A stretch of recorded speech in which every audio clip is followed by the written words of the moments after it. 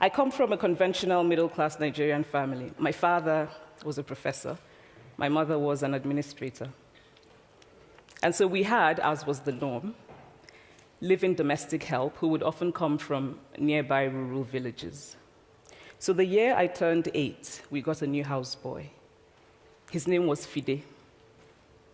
The only thing my mother told us about him was that his family was very poor. My mother sent yams and rice and our old clothes to his family. And when I didn't finish my dinner, my mother would say, "Finish your food. Don't you know people like Fide's family have nothing?" So I felt enormous pity for Fide's family. Then one Saturday, we went to his village to visit. And his mother showed us a beautifully patterned basket made of dyed raffia that his brother had made. I was startled. It had not occurred to me that anybody in his family could actually make something. All I had heard about them was how poor they were, so that it had become impossible for me to see them as anything else but poor. Their poverty was my single story of them.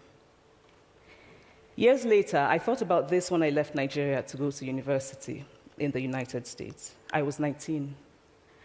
My American roommate was shocked by me. She asked where I had learned to speak English so well and was confused when I said that Nigeria happened to have English as its official language.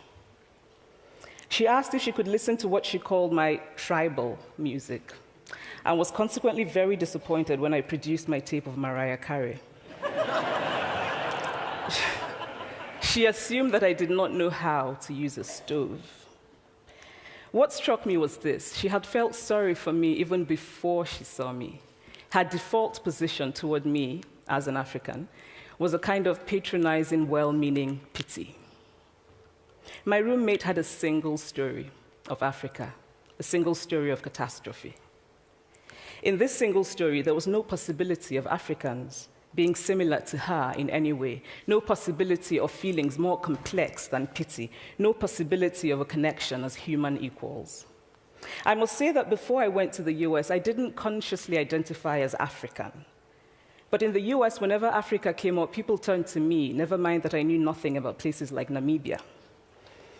But I did come to embrace this new identity, and in many ways, I think of myself now as African, although I still get quite irritable when Africa is referred to as a country, the most recent example being my otherwise wonderful flight from Lagos 2 days ago, in which there was an announcement on the Virgin flight about their charity walk in India, Africa, and other countries.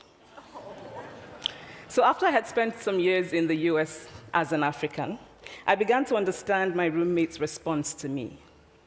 If I had not grown up in Nigeria, and if all I knew about Africa were from popular images, I too would think that Africa was a place of beautiful landscapes, beautiful animals, and incomprehensible people fighting senseless wars, dying of poverty and AIDS, unable to speak for themselves, and waiting to be saved by a kind white foreigner.